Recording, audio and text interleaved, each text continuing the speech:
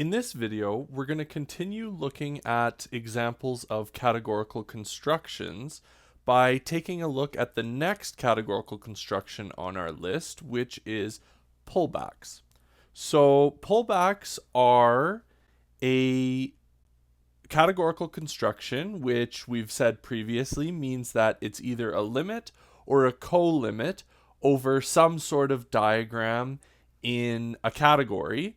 And depending on what type of diagram we're looking at, the categorical construction will get a different name. So previously we looked at products, which is something that looks like this. So we have a diagram D here at the bottom that consists of only discrete objects. And of course, their associated identity morphisms, because we always have identity morphisms defined. And we saw the properties that products had. We then switched our diagram a little bit to have instead two parallel morphisms. And we looked at what the limit over this kind of diagram would be, which we called an equalizer. And we saw that there was actually a convenient commutativity property that we could take advantage of, which was the fact that a limit is a cone over the diagram means that all of the legs and all of the morphisms in the diagram have to commute. So what that means is that this morphism here is actually no different from this morphism followed by this morphism and from this morphism followed by this morphism, right? It's everything commutes. And so really there's no need to even draw this out. And we saw that for an equalizer, you could sort of draw it more as a diagram like this. So we have our two parallel morphisms in our diagram. And then we saw that actually the equalizer for those two is just a single morphism together with its domain, which we might call capital E, little e. And so we saw the properties that equalizers have. And so in this video, we're going to switch things up a little bit. And instead of looking at diagrams where the two morphisms are parallel, instead, this time around, they're going to sort of collide. So we're going to have some third object here, as well as its identity morphism. And remember, in a diagram, we don't always have to draw the identity morphisms. I've just drawn them so that we don't forget that they're there. But for most diagrams, you don't usually have to draw them out. And the type of diagram that we're going to look at is one where two morphisms both have the same codomain. So that's been drawn out here, right? This is our diagram D, and we have two morphisms F1 and F2, which both have the same codomain C. The domain of the domain of F1 is A, and the domain of F2 is B. And we want to see what a limit over that type of diagram would look like.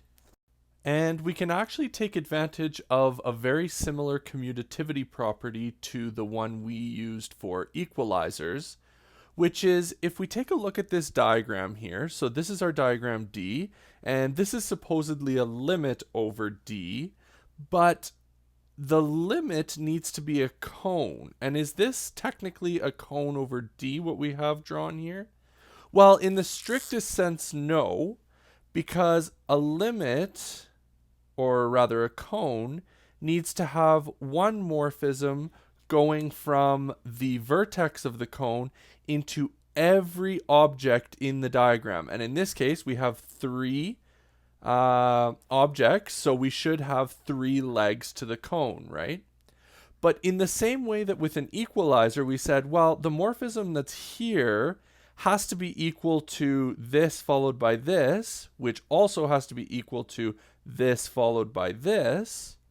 We can kind of say the same thing here, right? Because everything in this diagram needs to commute, or everything in this cone, I should say, needs to commute. So that is all of the legs and all of the morphisms in the diagram need to commute for this limit to be a properly defined cone.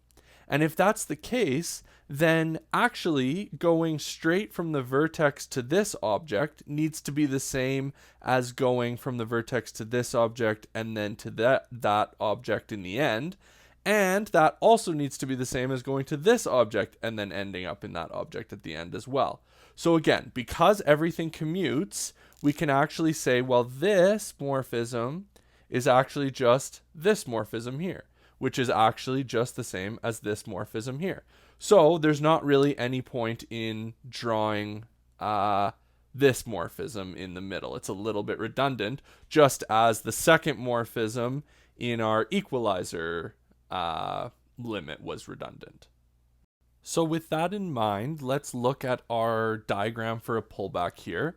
So as mentioned, we have a diagram in the category called D, which has two morphisms that sort of collide. They go from some object into the same codomain within our category.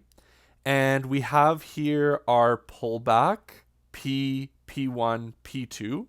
So in this case, again, as we were used to with products, we have that the pullback is a triple, P, P1, P2. And so this needs to form a cone over D. So what does that mean? Well, in this case, it's actually pretty clear. It just needs to mean that this commutes with this, right? So we're sort of completing this commutativity square based on the two morphisms that already exist in D.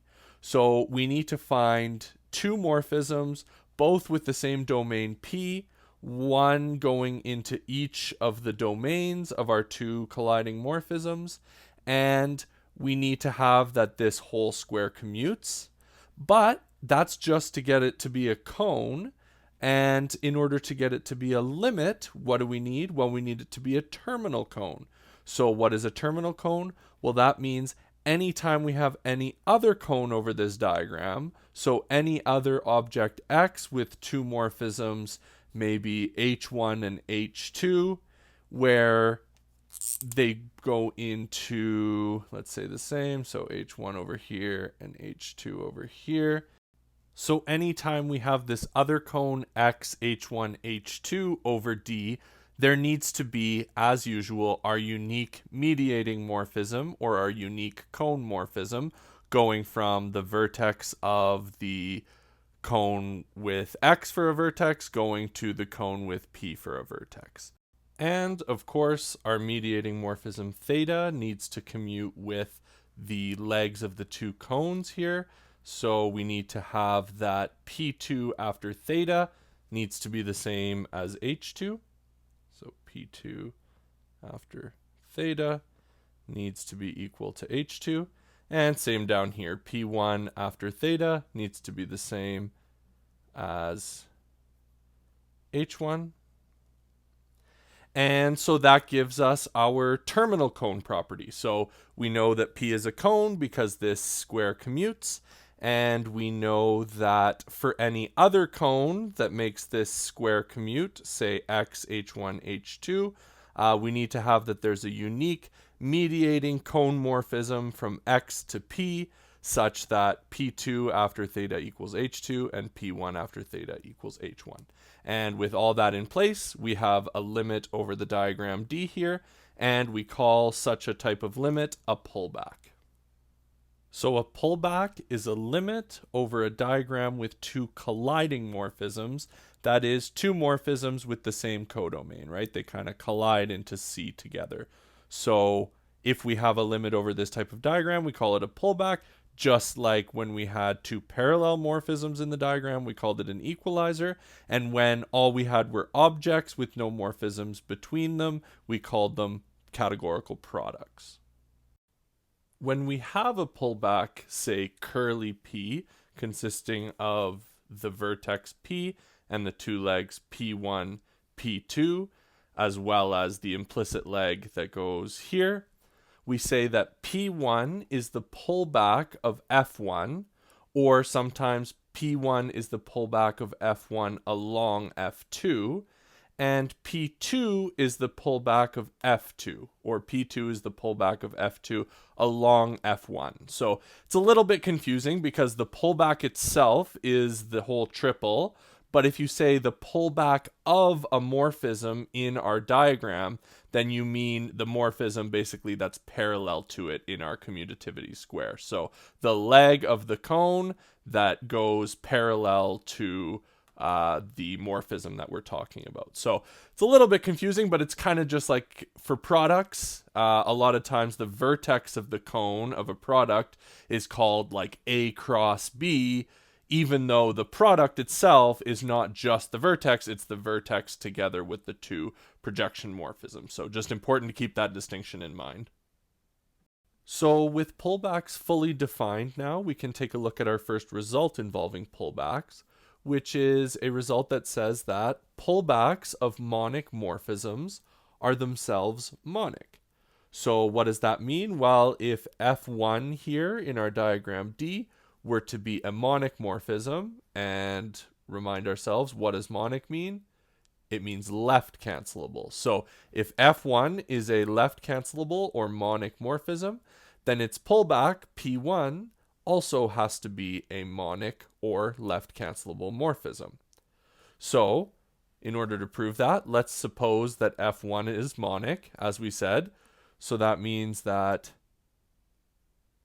suppose that for any morphisms G1, G2, both going into A from, say, some G. So that's here, we have some random G, and we have morphisms G1 and G2 that are both going from G into A. Then we have that F1 is left cancelable.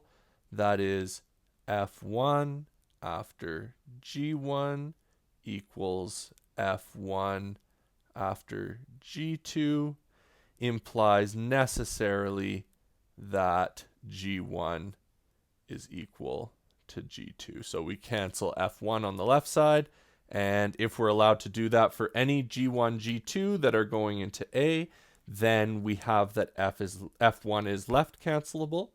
So suppose that's true, and we need to show now that P1 is left cancelable. So in order to show that, let's take some new object K here, some random object K, and let's take two morphisms in very similar fashion, say K1 and K2, both going from K into P. So K1 and K2 here. So now we need to show that if we suppose also that P1 after K1 is equal to P1 after K2. So P1 after K1 is equal to P1 after K2. Then we need to show that this eventually implies that K1 is equal to K2, right? Because if that's the case, then we can do left cancellation with P1. So if this is the case, then we can follow either one by F2, right? So this will give us that F2 after P1 after K1 is equal to F2 after P1 after K2. And if that's the case, we can use this commutativity square, right? So this is F2 followed by P1, so that's this one, which is the same as F1 after P2. So let's replace that, and we get therefore F1 after P2 after K1 is equal to F1 after P2 after K2. And if that's the case, we know that by assumption, F1 is monic, so left cancelable. So we can cancel F1 on the left, and we get that P2 after K1 is equal to P2 after K2. So let's just highlight these two equations here, because these are actually going to end up being quite important for us later. So you can see have a pretty similar form, right? Showing sort of the relationships between P1, P2, and K1 and K2. Next, if we take a look at that same chain, that is F2 after P1 after K1, F2 after P1 after K1. Notice that we can do the same thing. We can replace that commutativity square here, and we can replace F2 P1 with F1 P2.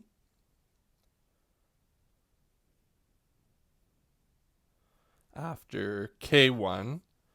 But what does that mean? Maybe pause the video here. What's the conclusion from this equation here? Well, it's that K together with P1 K1, P1 after K1, and P2 after K1 forms a cone over D, right? Because we have the commutativity property. This followed by this followed by this is the same as this followed by this followed by this. So it sort of completes the commutativity square that we needed for this colliding type diagram. But if that's the case, then this is a cone over D. And since the pullback with P as its vertex is a limit over D, we need to have a mediating morphism going from the vertex of our cone to the vertex for the pullback, which is P. So maybe we'll call it K here. So this is like our theta for this cone here with K as its vertex. And so we need to have that there exists a unique morphism little k going from K into P such that, well, what does it need to do? It needs to commute with the two legs. So that is P1 after K1, this leg here, P1 after K1 needs to commute with this morphism here, which is the leg of the pullback. So that would be P1 after K. And we also need to have the same for P2, needs to commute with the other leg. P2 after K1 is equal to P2 after K. But then that makes things pretty simple because this equation is already in this form, right? P1 after K needs to be equal to P1 after K1, and there can only be one K that does it. So that K clearly needs to be K1. And same with this situation, right? There's only a unique K that makes both of these equations true, and K1 makes both of them true. So we need to have that K equals K1. And so now we're very close. You could probably pause the video and complete the last one or two steps that we have. And obviously we boxed those equations in red earlier for a reason, so probably has something to do with those in the last two steps. So if you want, pause the video here and try to complete the proof. Otherwise, we will do the same. And to do that, notice that not only does K1 make both of these equations true, but K2 also makes both of these equations true, right? P2 after K1 is equal to P2 after K2, and P1 after K1 is equal to P1 after K2, which is exactly what we needed for these two equations here. So since K is unique, we must have K equals K1 equals K2. And since K1 equals K2, we have QED. That is, the pullback of a monic morphism is itself monic. So another way to state this result is that pullbacks preserve monics, right? So when we say that pullback preserves a certain property of a morphism, that means that if the morphism itself has that property, then the pullback of that morphism also has to have that property. And so we can say that pullbacks preserve monics. We can also say that monics are stable under pullbacks. So those are all ways of stating the same thing. Finally, for the other categorical constructions that we've looked at so far, we've examined what they look like in the category of sets. However, we're not going to do that here because it's going to be a lot easier to understand once we look at some of the other properties of pullbacks, as well as how pullbacks relate to some of the other categorical constructions that we've looked at. So we'll revisit this result in a bit, but for now you could treat this as an exercise if you wanted, which is to prove that the following constitutes pullbacks in the category of sets. So if we have two sets, A and B, in the category of sets, then their product is A cross B together with the projection into A and the projection into B, as we're used to with products. And if any of that's unfamiliar to you, just go check out the video on products.